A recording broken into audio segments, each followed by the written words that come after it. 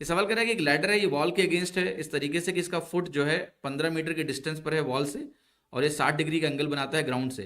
ये स्लिप करता है, जब कोई इस पे क्लाइंब करना शुरू करेगा तो एक स्लिप कर जाता है, और अब ये 30 डिग्री का एंगल ही बना रहा है ग्राउंड से। तो बताना है हाउ मच लैडर स्लिप कितना किया है, ये आपको कैलकुलेट करना है। देखिए बस को बहुत सिंपली मैं इस सवाल को कराऊंगा आपको, ध्यान से देखिएगा। मैंने कहा ये लैडर है, तो हो क्या रहा है कि जब इस लैडर पे कोई चढ़ने की कोशिश कर रहा है ना, तो लैडर स्लिप कर गया। थोड़ा सा इसको स्लिप करा देते हैं।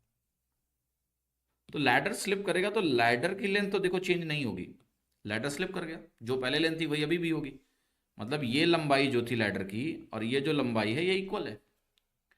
फर्क बस ये पड़ गया है कि यहां जो एंगल 60 डिग्री था पहले, अब वो 60 नहीं है, वो अब 30 हो गया। ये सवाल बोल रहा है ये जो 60 था ये 30 था पहले, अब क्या हुआ, ये 30 हो गया, तो नेचुरली ये 60 डिग्री हो गया। आपसे मैं बस एक सवाल पूछने जा रहा हूं अब, कि मेरे पास एक राइट एंगल ट्राइंगल है, ये मान लेता हूं ए है, ये बी है, और ये हमारा सी है। सी हाइपोटेनस है। अगर मैं इस हाइपोटेनस को सेम रखूं तो ऐसे बहुत सारे ट्राइंगल बनेंगे, इसमें कोई दो राय नहीं है। बट अगर मैं बोल दूं कि ये मेरा 60 है और ये मेरा 30 है, और यहां पर बोल दूं कि ये मेरा 30 है और ये मेरा 60 है, हाइपोटेनस दोनों के सेम है, तो कुछ नहीं होगा, बस ए और बी उल्टे हो जाएंगे, चेंज हो जाएंगे, राइट। क्योंकि जो सी है वो सेम है, एंगल्स भी सेम है, दोनों राइट एंगल ट्राइंगल एक तरह से आपके कॉन्ग्रुएंट ट्राइंगल्स हुए, ये दोनों कॉन्ग्रुएंट ट्राइंगल्स हैं, सर्वांगसम ट्राइंगल्स हैं। तो ए और की बी की पोजीशन बस बदलेगी और कुछ नहीं होगा। तो अगर आप शुरू में ये कह रहे हैं कि ये वैल्यू 15 थी शुरुआत में, ये लेंथ 15 थी, ठीक है, तो अब हमें समझना क्या है कि भाई ये लेंथ 15√3 है, यस और नो।